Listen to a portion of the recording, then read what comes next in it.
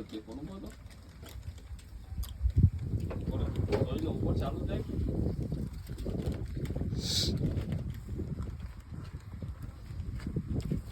નામ હે તમારું?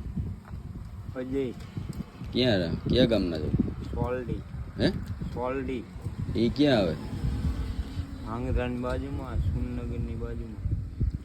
તો અહીંયા તમે ક્યાં છો? અહીંયા શું કરો? અહીંયા શું આ નથી વાર્તા ગાંડા ઘોડે રખડું ઈ. હા. તમારે કોઈ આગળ પાછળ પરિવાર છે કે નથી? બધાય છે, માવતર છે, ભાઈ છે. તો પછી આવી રીતે કા રખડો છો? એક લઈ ગયા તા મને. કોણ?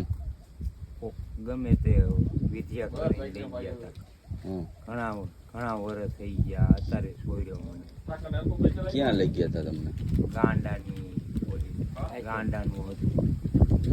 ગાંડાનું હતું જેલ જેવું. ક્યાં ગામ તમને કઈ ખબર? રોધિકાની નજીકમાં ક્યાંક છે. એવું ત્યાં પાવર હાઉસ છે મોટું. લોધિકાના આજુબાજુમાં એવું ક્યાંય છે નહીં.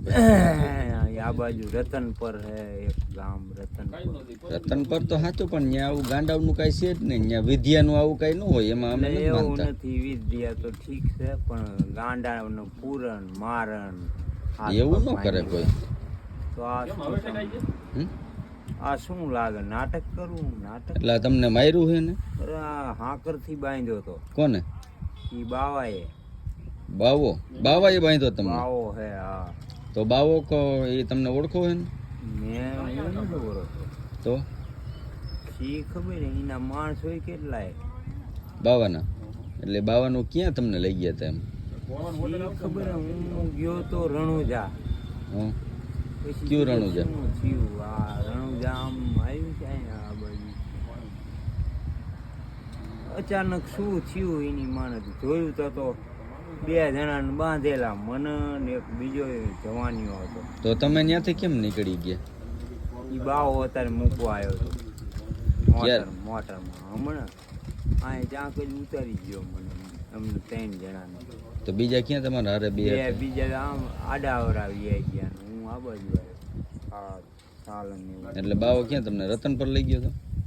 બાવો લઈ ગયો અહીંયા રતન પર આગળ પાવર હાઉસ છે મોટું. ગાયનું ગૌશાળા કહેવાય. ગૌશાળા ગોવર્ધન ગૌશાળા તો ત્યાં રતન પર નું આવે.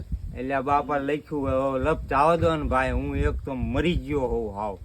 એવું છે? તમારે બધું ઇન્ટરવ્યુ લેવું, કઈક પાણી પાણી તો પીધું, કઈક ચા પીવી? હા.